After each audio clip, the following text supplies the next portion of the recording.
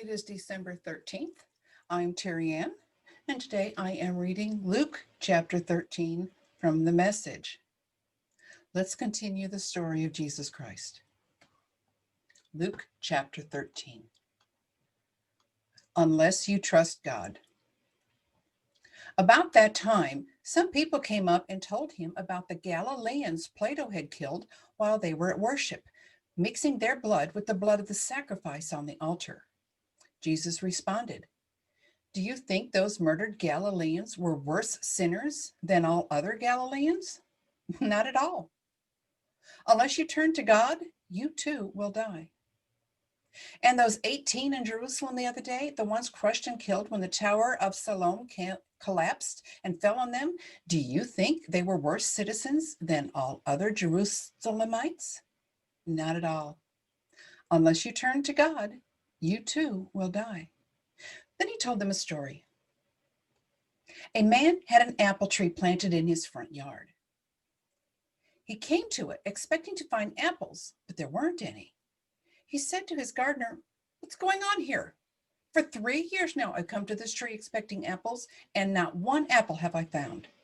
Chop it down. Why waste good ground with it any longer?" The gardener said, "Let's give it another year. I'll dig around it and fertilize, and maybe it will produce next year. If it doesn't, then chop it down." Healing on the Sabbath. He was teaching in one of the meeting places on the Sabbath. There was a woman present, so twisted and bent over with arthritis that she couldn't even look up. She had been afflicted with this for 18 years. When Jesus saw her, he called her over. "Woman, you're free." He laid hands on her, and suddenly she was standing straight and tall, giving glory to God. The meeting place president, furious because Jesus had healed on the Sabbath, said to the congregation, "6 days have been defined as work days. Come on one of the 6 if you want to be healed, but not on the 7th, the Sabbath." But Jesus shot back, "You frauds! Each Sabbath, every one of you regularly unties your cow or donkey from its stall, leads it out for water, and thinks nothing of it.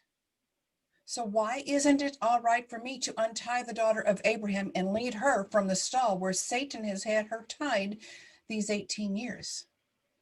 When he put it that way, his critics were left looking quite silly and red-faced. The congregation was delighted and cheered him on. The way to God. Then he said, "How can I picture God's kingdom for you? What kind of story can I use? It's like a pine nut that a man plants in his front yard. It grows into a huge pine tree with thick branches, and eagles build their nests in it." He tried again. "How can I picture God's kingdom? It's like yeast that a woman works into enough dough for 3 loaves of bread and waits while the dough rises." He went on teaching from town to village, village to town, but keeping on a steady course towards Jerusalem. A bystander said, "Master, will only a few be saved?"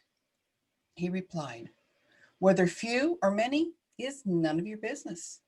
Put your mind on your life with God. The way to life, to God, is vigorous and requires your total attention. A lot of you are going to assume that you'll sit down to God's salvation banquet just because you've been hanging around the neighborhood all your lives. One day you're going to be banging on the door, wanting to get in, but you'll find the door locked and the master saying, "Sorry, you're not on my guest list."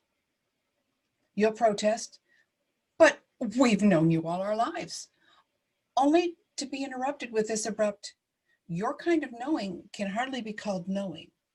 You don't know the first thing about me." That's when you'll find yourselves out in the cold, strangers to grace. You'll watch Abraham, Isaac, Jacob, and all the prophets march into God's kingdom. You'll watch outsiders stream in from the east, the west, the north, and south and sit down at the table of God's kingdom. And all the time you'll be outside looking in and wondering, what happened? This is the great reversal. The last in line put at the head of the line, and the so-called first ending up last. Just then some Pharisees came up and said, "Run for your life. Herod's on the hunt. He's out to kill you." Jesus said, "Tell that fox that I've no time for him right now. Today and tomorrow, I'm busy cleaning out the demons and healing the sick. The third day, I'm wrapping things up. Besides, it's not proper for a prophet to come to a bad end outside Jerusalem." Jerusalem, Jerusalem, killer of prophets, abuser of the messengers of God. How often I've longed to gather your children like a hen, her brood safe under her wings, but you refused and turned away. And now it's too late. You won't see me again until the day you say, "Blessed is he who comes in the name of God."